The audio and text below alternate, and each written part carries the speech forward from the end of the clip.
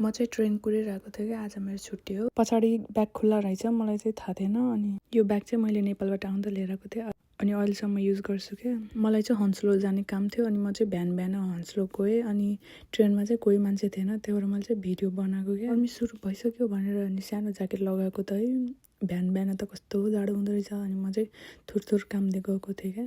अनि outfit of the day, म चाहिँ हन्सलोबाट बसमा फेल्ताम गएको थिएँ, भिडियो चाहिँ बनाएन। अनि खाजासाजा खाएर हामी चाहिँ पसलमा गएको थियौँ। मैले चाहिँ एउटा जुत्ता किनेँ अनि सनस्क्रिनहरू किनेँ क्या सुपरडकबाट। म चाहिँ आइब्रो थ्रेडिङ गर्नु पऱ्यो भनेर यहाँ नजिकै पार्लर थियो है, अनि त्यहाँ गएँ। अनि त्यो पार्लरको छेउमा चाहिँ यहाँ नेपाली नमस्ते गोर्खा भन्ने छ, जुन म चाहिँ गएको छैन अहिलेसम्म। म चाहिँ भ्याएँ अनि बिहान चाहिँ बारीमा नजाने भनेको थियो, पछि चाहिँ फेरि बारीमा जाने डिसाइड भयो है। दिउँसोमा 3 बजिसक्यो त, खाजासाजा खायौँ अनि मैले चाहिँ टिन्टेड सनस्क्रिन लगाएको फर्स्ट टाइम है।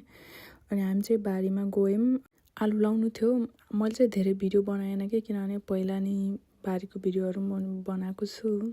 अनि यहाँ सानो रुख चाहिँ कस्तो राम्रो फुल फुलेको। आज चाहिँ हामीले यति आलु लगायौँ, 5-6 बजिसकेको थियो अनि हामी चाहिँ घर फर्क्यौँ। अनि आजको दिन कस्तो राम्रो भयो। सो मैले चाहिँ अरू यस्तो भ्लगहरू बनाऊँ कि नबनाऊँ यसो भनिदिनु होला। आजको लागि बाई।